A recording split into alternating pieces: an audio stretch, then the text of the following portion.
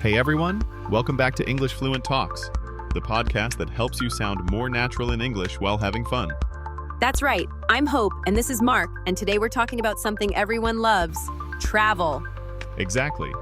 We're going to share useful travel expressions, funny stories, and tips to make your trips smoother. So grab your passport, or at least your coffee, and let's go.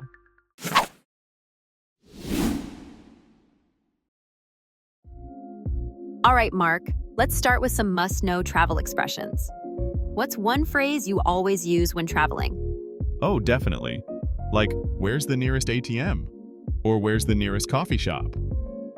This phrase is a lifesaver when you're in a new place and need something fast. Yes, and if you want to be extra polite, you can say, "Excuse me, could you tell me where the nearest—" Right. And let's not forget, how do I get to the train station? Or how do I get to the beach? And what about asking for recommendations? I always say, "What's a good place to eat around here?" Because let's be honest, food is the best part of traveling. Facts. But let's talk about airport survival. If you're late, you might need, "Excuse me, is this the line for security, or what gate is my flight at?" Oh, and do you have any recommendations for things to do around here? That one is golden. Hope, have you ever had a travel fail? Oh, absolutely. One time I was in Spain and I thought I was ordering chicken, but I accidentally ordered a whole octopus. No way, how did that happen? I mixed up polo and pulpo, let's just say. I became fluent in regret that day. That's hilarious.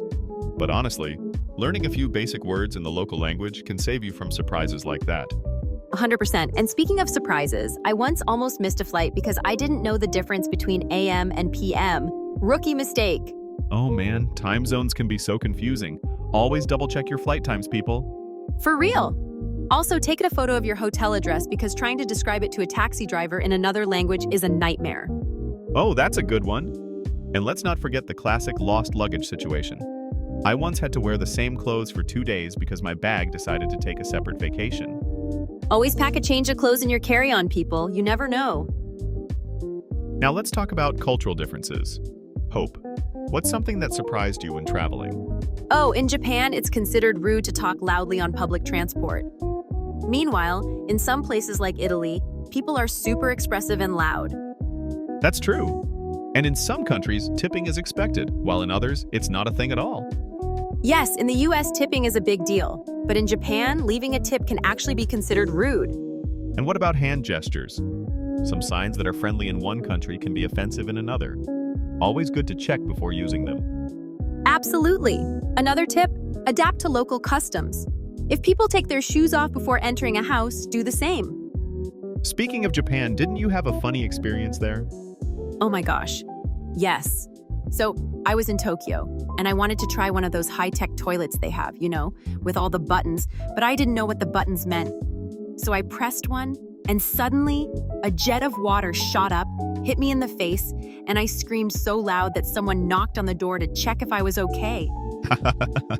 No way, that's hilarious. Those toilets are next level. Right? Lesson learned. Always check the symbols before pressing random buttons.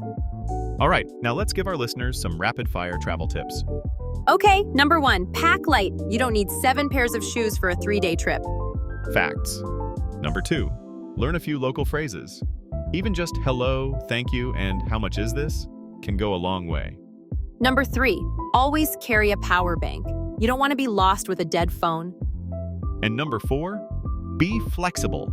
Sometimes the best adventures happen when things don't go as planned. So true. Oh, and bonus tip. Always check if your hotel has free breakfast. It can save you a lot of money.